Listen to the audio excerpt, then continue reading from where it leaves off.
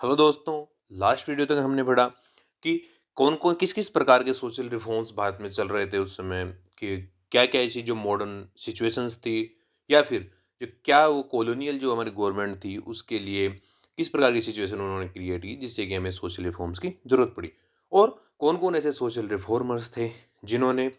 भारत को, या फिर जो भारत के जो नीचे के या फिर लोअर जो तबके थे या फिर जो लोअर कास्ट थे, उनको अपलिफ्ट करने के लिए किस-किस प्रकार के वर्क्स किए। जैसे सोशल रिफॉर्मर्स लाइक हमने पढ़ा राजा राम मोहन रॉय के बारे में, स्वामी विवेकानंद के बारे में, दयानंद सरस्वती के बारे में, तथा इनके बनाए हुए ग्रुप्स देखे आर्य समाज, ब्रह्मो समाज और अदर ग्रुप्स के बारे में हमने पढ़ा। आज हम पढ़ेंगे कि क्या-क्या ऐसी सिचुएशन थी जिनकी वजह से जो पॉलिटिकल ग्रुप्स बन के उभरे, कि कौन-कौन से जो पॉलिटिकल ग्रुप्स बने। जैसे कि हम पढ़ेंगे आगे जाके कि जब 1885 में कांग्रेस बनी तो कांग्रेस से पहले भी ऐसे बहुत से ग्रुप्स थे, या फिर ऐसे जो पॉलिटिकल या फिर जो पॉलिटिशियंस थे उन्होंने नए-नए ग्रुप्स का निर्माण किया और उनसे लोगों को पॉलिटिकल जो सिचुएशन थी, जो भारत की उस समय की पॉलिटिकल सिचुएशन थी, उनके बारे में जो लोग थे या जो सोसाइटी थी उसे समझाने की कोशिश की, और किस प्रकार से हमारा पॉलिटिकली अपलिफ्टमेंट हो सकता है उसके बारे में उन्होंने बात की। जिसके बारे में आज हम पढ़ेंगे चैप्टर 10 में,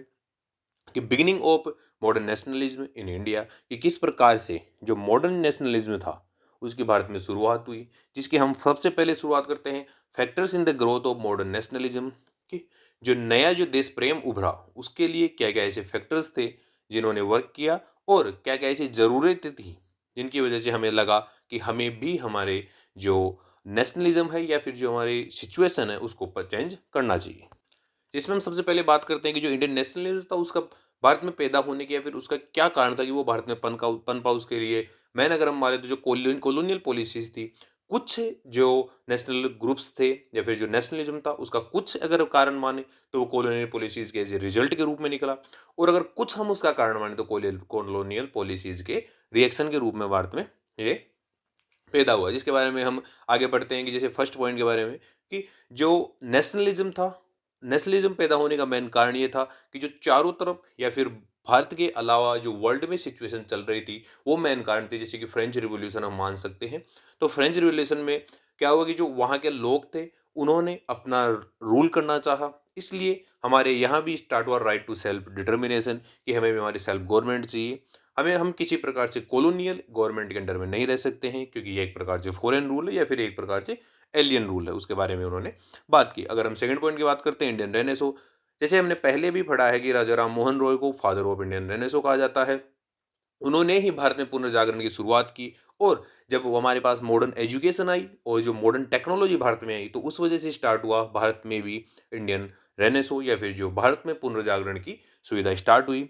थर्ड अगर हम पॉइंट की बात करते हैं, offshoot of modernisation initiated by the British in India, क्योंकि जो मॉडर्नाइजेशन या फिर तो मॉडर्नाइजेशन की जो शुरुआत भारत में की गई थी ब्रिटिशर्स के द्वारा, उसका भी अगर मेन कारण देखें तो उससे इसकी उसकी वजह से भी भारत में नेशनलिज्म का जन्म हुआ। क्योंकि ये जो ब्रिटिशर्स थे वो अपनी कंट्री के लिए एक प्रकार से नेशनलिस्ट थे, लेकिन जब भारतीयों को लगा कि हमें भी हमारी कंट्री के लिए नेशनलिस्ट होना चाहिए, इसलिए एक प्रकार से इसका रिजल्ट माना जा सकता है कि जो मॉडर्नाइजेशन शुरू किया था ब्रिटिशर्स ने उसके रिजल्ट के रूप में ये नेशनलिज्म भारत में पनपा। अगर इसके हम फोर्थ पॉइंट की बात करते हैं, strong reaction to British imperialist policies, जो भारत में जो ब्रिटिशर्स के द्वारा या फिर ब्रिटिश इंडिया में जो पॉलिसीज चलाई जाती थी तो वो सभी एक प्रकार से केवल केवल प्रॉफिट देने के लिए होती थी, जो कि ब्रिटिश गवर्नमेंट थी उसको या फिर जो क्राउन थी उसको प्रॉफिट देने के लिए होती थी, और उसका किसी प्रकार से भारत के डेवलपमेंट में किसी प्रकार का कोई रोल नहीं होता था। इस वजह से जो वर्तमान के या फिर उस समय के जो नेशनलिस्ट थे उन्हें लगा कि हमें भी इसके खिलाफ आवाज़ उठानी चाहिए, क्योंकि ये बिल्कुल गलत बात है कि हमें भी हमारे देश से वो टैक्सेशन करते हैं, हमारे देश से वो रेवेन्यूज इकट्ठा करते हैं, हमारे देश से ही वो बहुत से बड़े-बड़े ट्रेड्स करते हैं, और फिर भी उसमें भारत का डेवलपमेंट नहीं हो रहा है। इस वजह से इसके एक स्ट्रॉन्ग रिएक्शन के रूप में जो ब्रिटिश इंपीरियलिस्ट पॉलिसीज़ की स्ट्रॉन्ग रिएक्शन के रूप में ये नेशनलिज्म पनपा। अगर इसकी हम नेक्स्ट बात करते हैं understanding of contradictions in Indian and colonial interest, कि क्या-क्या ऐसी जो कॉन्ट्राडिक्शंस थी जो भारतीय और जो कॉलोनियल इंटरेस्ट थे उनमें चल रहे थे, कि जैसे कॉलोनियल या फिर कॉलोनियल गवर्नमेंट चाहती थी कि वो अपना ही प्रॉफिट करती रहे, लेकिन भारतीय चाहते थे कि हमारा भी डेवलपमेंट हो, हमें एक प्रकार से हमारा सेल्फ डिटर्मिनेशन मिले, हमें हमारी सेल्फ गवर्नमेंट मिले, हमें हमारा ही रूल चाहिए, हम किसी प्रकार से बाहरी या फिर किसी एलियन रूल के अंडर में नहीं रह सकते हैं। इसलिए उन सब के लिए एक प्रकार से ये कॉन्ट्राडिक्शन की सिचुएशन हुई, जिसके मेन अगर कारण देखें तो उसका मेन रीजन था, सबसे बड़ा रीजन वो था इंडियाज इकोनॉमिक बैकवर्डनेस, कि इंडिया धीरे धीरे जो एक प्रकार से कभी इकोनॉमिक सुपर पावर हुआ करता था, वो धीरे धीरे बिल्कुल बैकवर्ड हो चुका था। अब भारत के पास ना ही तो भारत के लोगों के पास किसी प्रकार का एम्प्लॉयमेंट था और ना ही किसी प्रकार के जॉब्स रह गए थे, और जॉब्स के साथ साथ उनके जो पर्सनल जो बिजनेसेस थे वो भी अब एंड हो चुके थे। लेकिन जो ब्रिटिशर्स थे भारत में, उन्हीं के ही जो कंटिन्यूअसली उन्हीं के बिजनेसेस चला करते थे और उन्हीं का ही जो इंपोर्ट किया हुआ भारत में सामान बिका करता था। लेकिन जब भारत से किसी प्रकार के कोई एक्सपोर्ट्स नहीं होते थे, और उसी के साथ साथ जो अलग अलग कास्टेस जैसे peasants, artisans, handicraftsmen, workers, intellectuals, educated and the capitalist, सभी के जो इंटरेस्ट थे वो भी कॉलोनियल गवर्नमेंट के साथ कॉन्ट्रडिक्शन में चल रहे थे। इस वजह से सभी ने इसके खिलाफ आवाज उठाना ठीक समझा। और जिसमें अगर हम बात करें पीजेंट्स की, तो पीजेंट्स के ऊपर हाई हाई रेवेन्यू या फिर हाई टैक्सेस लगे हुए थे। आर्टिसंस और हैंडीक्राफ्ट्समैन के तो एक प्रकार से ही बिल्कुल ही इनका तो सिस्टम खत्म कर दिया गया था। जो वर्कर्स थे उनके साथ भी एक प्रकार से डिस्क्रिमिनेशन होता था, क्योंकि जो यूरोपियन जो वर्कर्स हुआ करते थे और जो इंडियन वर्कर्स हुआ करते थे, उनके साथ हमेशा ही डिस्क्रिमिनेशन की एक सिचुएशन होती थी। इंटेलेक्चुअल्स थे, उन्हें नहीं मिल पा उन्हें समझ में आ रहा था कि जो ब्रिटिश गवर्नमेंट है वो हमारा इकोनॉमिक एक्सप्लॉइटेशन कर रही है, हमें पॉलिटिकली वीक कर चुकी है, लेकिन हमें इसे मजबूत करना चाहिए। और उसी के साथ साथ जो एजुकेटेड पीपल्स थे और जो कैपिटलिस्ट थे, उन्हें भी यही लग रहा था कि ये कंटिन्यूसली ये जो कॉलोनियल गवर्नमेंट है ये हमें एक प्रकार से ख़त्म करती हुई जा रही है और हमें इनके खिलाफ आवाज़ उठानी चाहिए। उसके बाद में हम बात करते हैं political, administrative and economic unification of the country, कि हमारे कंट्री को किस प्रकार से पॉलिटिकली, एडमिनिस्ट्रेटिवली और इकोनॉमिकली यूनिफाई किया जाए, उसके क्या क्या क्या प्रोसेस था, उसके बारे में हम आगे बढ़ते हैं। अब हम इसमें बात करते हैं कि जैसे जो ब्रिटिशर्स थे वो इतने बड़े एरिया को, या फिर इतने बड़े एरिया को भारत में किसी प्रकार का पहला किसी भी रूलर ने भारत में के ऊपर ये कंट्रोल नहीं किया था। ब्रिटिशर्स इतने बड़े एक वास्ट एरिया को कंट्रोल करते थे। उसी के साथ साथ उनका जो इंडियन जो प्रोविंसेस थे उनके ऊपर डायरेक्ट कंट्रोल हुआ करता था, और जो प्रिंसली स्टेट्स थे उनके ऊपर इनडायरेक्ट कंट्रोल हुआ करता था। और जो ब्रिटिश सोर्ट थी वो पॉलिटिकली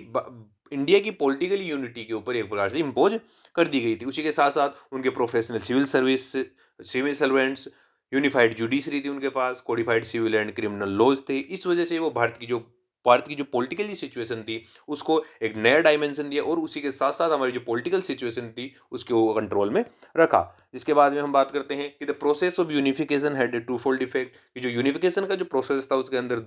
एक प्रकार से दो साइड के जो इफेक्ट हुआ करते थे, उसके बारे में हम बात करते हैं कि कौन कौन से ऐसे इफेक्ट्स थे जिनके बारे में ब्रिटिशर्स की वजह से वो इफेक्ट्स पैदा हुए। जिसमें हम फर्स्ट पॉइंट की बात करते हैं कि जो भारत की इकोनॉमिक सिचुएशन थी उसके बारे में, कि जब अगर किसी भी एक इलाके में अगर कोई प्रॉब्लम होती थी तो वो प्रॉब्लम पूरे भारत में अफेक्ट कर डालती थी। जैसे कि अगर किसी भी एक इलाके में अगर फेलियर ऑफ क्रॉप्स हुआ है तो उसकी वजह से एक रीजन ही नहीं बल्कि उससे रिलेटेड सभी अलग अलग रीजन्स भी अफेक्टेड होते थे। इस वजह से उसकी जो प्राइसेस थी, उसकी सप्लाई चेन मैनेजमेंट था, वो सभी एक प्रकार से अफेक्टेड होते थे। इस वजह से ये जो इकोनॉमिक सिचुएशन थी उसका जो डायरेक्ट रिलेशन एक रीजन से अदर रीजन या फिर पूरे इंडिया के साथ धीरे धीरे होने लगा था। और उसी के साथ साथ जो modern means of transport and communication था उसकी वजह से जो पीपुल्स थे वो एक दूसरे के नज़दीक आ रहे थे। मोस्ट इंपॉर्टेंट अगर मोस्टली हम बात करें तो जो लीडर्स थे वो एक दूसरे के साथ जुड़ रहे थे, और उसी वजह से उनके जो पॉलिटिकल आइडियाज़ थे एक जगह इकट्ठे हो रहे थे, और उनके जो अलग अलग जो रीजन से आते थे और एक ऑर्गेनाइजेशन में होते थे, तो उनके जो पॉलिटिकली आइडियाज या फिर जो पॉलिटिकल सिचुएशन थी वो एक जगह इकट्ठी हो रही थी। उनको मालूम चल रहा था कि जो इकोनॉमिक इश्यूज है, हमारे जो पॉलिटिकल इश्यूज है, एक जगह इकट्ठा किया जाए, हमें एक एक कंबाइंड सिचुएशन या फिर कंबाइंड हमें प्रॉब्लम सॉल्विंग करनी चाहिए। तो इस प्रकार से जो अलग अलग लीडर्स थे वो अपनी रीजन से जो प्रॉब्लम्स थी उनको लेके आते थे और एक जगह बैठ के उनको डिस्कस किया करते थे। इस कारण उनको एक नया डायमेंशन मिलता था जिससे कि वो वहाँ अपने इलाके की जो प्रॉब्लम है उसको सुधार सके। इसके बाद हम बात करते हैं वेस्टर्न थॉट्स एंड एजुकेशन के बारे में, जिसमें कि जब हम बात करते हैं कि जो मॉडर्न सिस्टम ऑफ एजुकेशन चल रहा था उसकी वजह से लोगों को एक अपॉर्चुनिटी मिली कि वो जो बाहर के जो मॉडर्न आइडियाज़ थे, मॉडर्न वेस्टर्न आइडियाज़ थे, उनको हमारे जो नेशनल कल्चर था उसके साथ मर्ज किया जाता था या उनका एसिमिलेशन होता था। इसकी वजह से एक नए सिस्टम या फिर नए सिस्टम ऑफ एजुकेशन भारत में डेवलप हुआ। और साथ ही साथ जो लिबरल और रेडिकल थॉट्स थी यूरोपियन राइटर्स की, जैसे लाइक मिल्टन, सेली, जॉन स्टुअर्ट मिल, रूसो, पेने, स्पेंसर और वोल्टेयर हेल्प मैनी इंडियंस,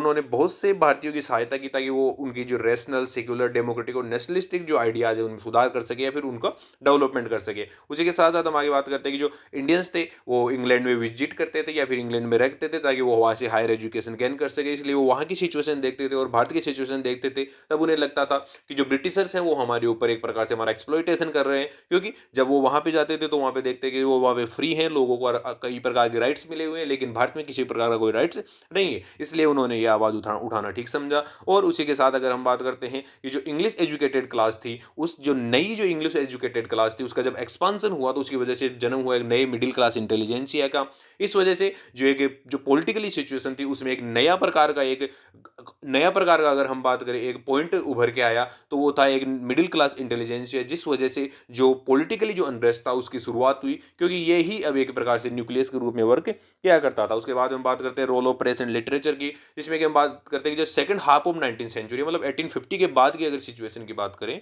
तो उसमें जो इंग्लिश और जो वर्नाक्युलर न्यूज़पेपर्स थे इंडिया में वो बहुत ज़्यादा पॉपुलर होने लगे थे और उसी के साथ-साथ उनकी बहुत ज़्यादा ग्रोथ होने लगी थी, लोगों को समझने आने लगे थे और लोग उसका अच्छी तरह से पढ़ाई करने लगे थे। इस वजह से जो मॉडर्न आइडियाज़ थे जैसे लाइक सेल्फ गवर्नमेंट के, डेमोक्रेसी के, सिविल राइट्स के, इंडस्ट्रियलाइजेशन के, इसके जो आइडियाज़ थे वो प्रेस और लिटरेचर के माध्यम से चारों तरफ फैलने लगे थे। हमारे जो इंडियन राइटर्स थे वो भी अपने-अपने लिटरेचर लिखने लगे थे। उसी के साथ-साथ जो इंडियंस थे वो यहाँ पे वर्नाक्युलर न्यूज़पेपर्स भी प्रकाशित किया करते थे, जिसकी वजह से जो सभी जो रूरल पीपल्स जो नहीं जानते थे कि कैसे इंग्लिश या फिर अलग-अलग लैंग्वेजेज़ होती हैं, तो उनको जो वर्नाक्युलर लैंग्वेज होती थी, तो उसमें उन्हें समझ में बैठता था या फिर उन्हें सिचुएशन मालूम चलती थी कि हमारे भारत की क्या सिचुएशन चल रही है, हमारी कैसी पॉलिटिकल सिचुएशन है, हमारी इकोनॉमिकली कैसी सिचुएशन है, हमारी सोसाइटी कैसे बैकवर्ड हो रही है, हमारी इकोनॉमिकली जो बैकवर्ड के कारण क्या हैं, तो उनके बारे में हमारी जो प्रेस और लिटरेचर ने काफ़ी अच्छी भूमिका निभाई। उसके बाद में हम बात करते हैं रीडिस्कवरी ऑफ इंडियाज़ पास्ट, जैसे कि जो हमारा इंडिया का पास्ट था वो काफ़ी ज़्यादा ग्लोरियस था, तो उसे और ज़्यादा ग्लोरीफाई करके या फिर उसकी जो हमारी जो अचीवमेंट्स थे पुराने टाइम के जो रूलर्स के, तो उसको और ज़्यादा ग्लोरीफाई करके उन दिखाया गया। जैसे कि उसके लिए कुछ यूरोपियन स्कॉलर्स थे जैसे कि Max Muller, Monier Williams, Ruth and session, तो और उसी के साथ साथ कुछ इंडियन स्कॉलर्स भी थे लाइक जैसे R G Bhandarkar, R L Mitra और स्वामी विवेकानंद। इन सभी ने इंडिया के पास्ट को फिर से ग्लोरीफाई किया। और उसी के साथ साथ हम बात करते हैं कि जो जो भारत की जो पुरानी पिक्चर थी, जैसे हमारी जो पॉलिटिकल या फिर इकोनॉमिक और हमारे जो सोशल इंस्टीट्यूशंस थे, हमारे जो वेल डेवलप्ड ये इंस्टीट्यूशंस थे, उनके बारे में भी इन्हें फिर से बताया गया। फिर से बताया गया कि जैसे हमारे पास बहुत सी यूनिवर्सिटीज़ हुआ करती थी, उन सब के बारे में इन्हें बताया गया। उसी के साथ-साथ जो हमारा ट्रेड था, जो हम भारत बाहर एक्सपोर्ट किया करते थे, उसके बारे में भी बताया गया। और जो हमारे जो रिच हेरिटेज हैं, जैसे आर्ट एंड कल्चर में, तो वो सभी सभी के बारे में हमारे जो इंडिया में है, सभी को बताया गया ताकि कि उन्हें भी हमारे जो प्रकृति या हमारा जो कल्चर है, हमारे जो आर्ट है या फिर हमारी जो सिचुएशंस थी, पुरानी सिचुएशंस थी, उनके बारे में समझ में आ सके। उसी के साथ-साथ हम नेक्स्ट पढ़ते हैं कि जो progressive character of socio religious reform movements की क्या ऐसे जो कैरेक्टर्स था इसका, उसके बारे में। तो जो उन्होंने इन जो सभी जो सोसाइटी के जो सोशल रिफॉर्म्स थे, उनका मेन मकसद हमने पहले भी पढ़ा था कि इनका जो मेन मकसद, सबसे मेन मकसद था, वो था जो सोशल इल्स चल रही हैं जो हमारी इंडियन सोसाइटी के अंदर, उनको हटाना। जैसे कि बात चल रही है जैसे कि जो वीमेंस की जो लोअर स्टेटस दिखाया जा रहा था, या फिर जैसे अनटचेबिलिटी जैसी सिचुएशन थी, विडो रीमैरिज को बिल्कुल भी सैंक्शन नहीं मिलता था, और साथ ही साथ में जो चाइल्ड मैरिज हुआ करती थी, और जो फीमेल इन्फेंटिसाइड हुआ करती थी, उनकी हत्या हो जाती थी, तो उनके बारे में जो ऐसी सोशल इल्स भारत में चल रही थी, उनकी बारे में सुधार करने के लिए बताया गया था। और उसी के साथ साथ जो हमारे जो अलग अलग जो सिचुएशंस थे, हमारे जो अलग अलग सेक्शंस थे, उनके बीच में जो डिफरेंसेस थे, उनको भी एक हटाओ और एक जगह आने के लिए कहा गया। और उसके बाद हम नेक्स्ट बात करते हैं जो हमारा rise of middle class intelligentsia, उसके मेन क्या क्या कारण थे कि अचानक से ये नई क्लास कैसे पनपी, तो उसके बारे में हम बात करते हैं कि जो नया नॉलेज आया, नए आइडियाज़ आए, नए वैल्यूज़ आई, तो उसके जो ग्राउंड्स की वजह से जो उसकी जो नई जो सिचुएशन पनपी, उसकी वजह से ये एक क्लास की निर्माण हुआ। उसी के साथ साथ ये एक प्रकार से जो इंडियन सोसाइटी थी माइनॉरिटी के रूप में थी, क्योंकि मेनली अगर देखा जाए तो भारत की सोसाइटी के अंदर दो ही ग्रुप्स हुआ करते थे, अपर क्लास जिनमें रूलर्स थे, ब्यूरोक्रेट्स थे, या फिर other officers like landlords, zamindars वगैरह, ये हुआ करते थे। बाकी जो हुआ करता था एक लोअर क्लास हुआ था जिसमें पीजेंट्स, आर्टिसंस और अदर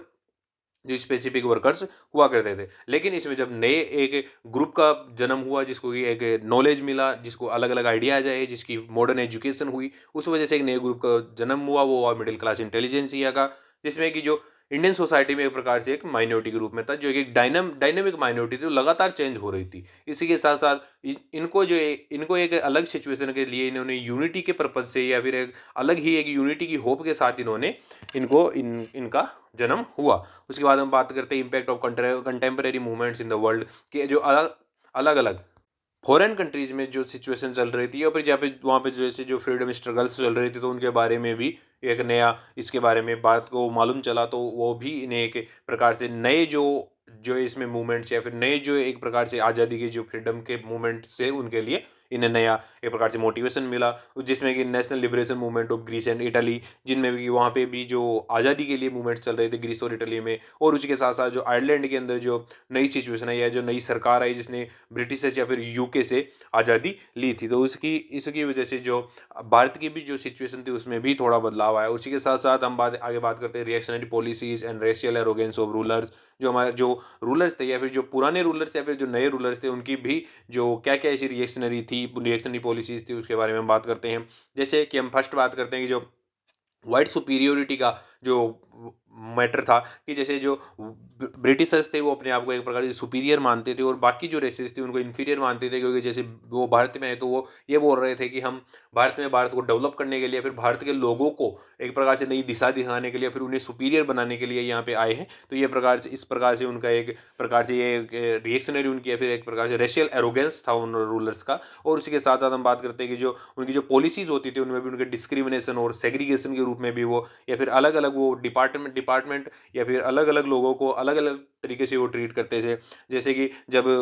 किसी प्रकार की, या फिर सोल्जर्स में अगर हम देखें तो सोल्जर्स जब दो प्रकार के होते थे, तो एक तो यूरोपियन सोल्जर्स और दो इंडियन सोल्जर्स थे। तो इंडियन सोल्जर्स के साथ डिस्क्रिमिनेशन किया जाता था हर एक चीज़ में, जैसे कि उनको सैलरीज देने में, उनको प्रोमोशंस देने में, या फिर उनको अदर प्रिविलेज देने में उनके साथ डिस्क्रिमिनेशन किया जाता था। उसी के साथ साथ हम बात करें जो लिट्टन था, उनकी जो आईसीएस एग्जाम थी उसकी जो 21 ईयर्स एक मैक्सिमम एज हुआ करती थी, उसको उन्होंने घटा के 19 ईयर्स ऑफ एज कर दी थी, जो भी 1876 में, जिसकी वजह से भी इसके भी खिलाफ जो काफ़ी ज़्यादा एक प्रकार से मूवमेंट देखने को मिले, कि इसके खिलाफ आवाज़ उठाई गई। और उसी के साथ साथ जो भारत में 1877 में बहुत ज़्यादा एक सीवियर फेमाइन की सिचुएशन चल रही थी, यहाँ पे अनाज या फिर अनाज की कमी थी, लेकिन फिर भी दिल्ली दरबार किया गया और वहाँ पे बहुत ज़्यादा खर्चा किया गया। और उसी के साथ साथ जो हमारा जो वर्नाक्युलर प्रेस एक्ट आया 1878 में, उसकी वजह से भी, जिसमें कि जो अदर जो वर्नाक्युलर जो न्यूज़पेपर्स थे उनके ऊपर एक प्रकार से पाबंदी लगा दी गई थी, या फिर जो भी एक प्रकार गवर्नमेंट के खिलाफ जो कुछ भी गलत बोलता था तो उसके ऊपर पाबंदी लगाई जाती है या फिर उसे बंद कर दिया जाता था। तो इसके लिए इसके खिलाफ भी काफ़ी आवाज़ उठाई गई। उसी के साथ साथ आर्म्स एक्ट आया 1878 में, जो कि भारतीय लोग हमेशा से आर्म्स रखने वाले थे, लेकिन जब आर्म्स एक्ट आया तो उसकी वजह से जो भारतीयों के पास जो आर्म्स थे उनको एक प्रकार से कॉन्फिस्केट कर लिया गया, और उसी के साथ साथ हमें आर्म्स रखने का या फिर हमें किसी प्रकार के आर्म्स रखने की के ऊपर पाबंदी लगा दी गई। उसके बाद हम बात करते हैं कि कौन कौन से ऐसे पॉलिटिकल एसोसिएशंस थे जो आईएनसी से पहले या फिर इंडियन नेशनल कांग्रेस से पहले बने थे, जिसकी अगर हम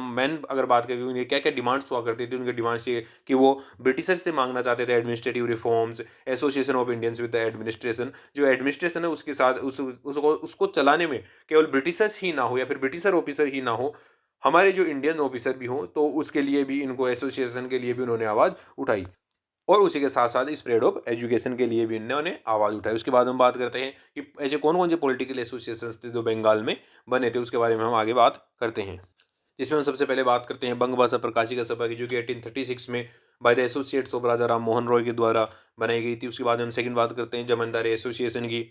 थर्ड बात करते हैं the Bengal British India society, जो कि 1843 में जो collection and dissemination of information, जो भारत की जो उस समय के जो भारत के जो ब्रिटिश इंडिया के जो पीपुल्स थे उनकी कैसी सिचुएशन चल रही थी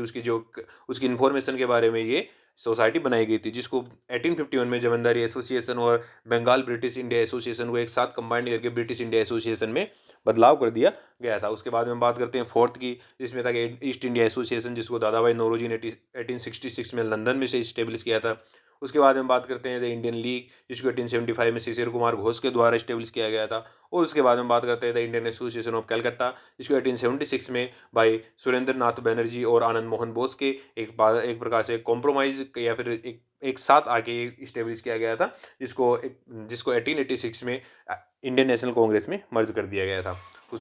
अब हम नेक्स्ट बात करते हैं जिसमें कि पॉलिटिकल एसोसिएशन इन बॉम्बे, जिसमें कि फर्स्ट हम बात करें तो वो है पूना सार्वजनिक सभा, जो कि 1867 में महादेव गोविंद रानाडे के द्वारा जिसे स्टेब्लिश किया गया था। उसके बाद में सेकंड हम बात करते हैं बॉम्बे प्रेसिडेंसी एसोसिएशन, जो कि 1885 में बदरुद्दीन तैयब जी, फिरोज शाह मेहता और के टी तेलांग के द्वारा जिसे स्टेब्लिश किया गया था। उसके बाद हम नेक्स्ट बात करते हैं पॉलिटिकल एसोसिएशन इन मद्रास, जो कि मद्रास महाजन सभा थी, जिसे 1884 में भाई एम वीर राघवाचारी, बी सुब्रमण्यम अय्यर और पी आनंदाचार्लू के द्वारा स्टेब्लिश किया गया था। जिसके बाद हम बात करते हैं प्री कांग्रेस कैंपेन्स की, कांग्रेस की जो स्टेब्लिशमेंट हुई 1885 में, उससे पहले ऐसे कौन कौन से कैंपेन्स थे या फिर ऐसे कौन कौन सी प्रॉब्लम्स थी इनके लिए कैंपेन्स चलाए गए थे। जिसमें हम फर्स्ट बात करते हैं तो for the imposition of import duty on cotton in 1875, जब जो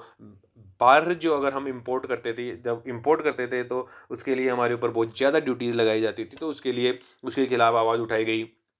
उसके बाद में the Indianisation of government service in 1878-79, जिसमें कि जो सभी जो गवर्नमेंट सर्विसेज है उनको इंडियनाइजेशन किया जाए, उसमें इंडियंस इंडियंस ही भर्ती हो, इंडियंस ही एक एम्प्लॉयज़ के रूप में उसमें वर्क करें। उसके बाद थर्ड हम बात करते हैं अगेंस्ट लिट्टन्स अफगान एडवेंचर, जो लिट्टन ने अफगान के ऊपर जो प्राउड रिजर्व के रूप में एक प्रकार से जो पॉलिसी अपनाई थी, अफगानियों के ऊपर अटैक किया और फिर वहाँ से जो उन्होंने अफगानियों को फिर से अपने कंट्रोल में लिया था, उसके खिलाफ आवाज़ उठाई थी। उसके बाद में अगेंस्ट आर्म्स एक्ट इन 1878, जिसके बारे में पहले बात कर चुके, जैसे भारतीयों को आर्म्स हम रखने की आदत थी, इसलिए जो आर्म्स नहीं रखने की जो परमिशन थी या फिर जो आप नहीं रख सक आर्म्स रखने के बिल्कुल ही प्रोहिबिशन लगा दिया गया था, तो उसके खिलाफ आवाज़ उठाई गई थी। उसके बाद against vernacular press act in 1878, जिसके बारे में हम पहले बात कर चुके हैं, और साथ ही में जो for right to join volunteer crops,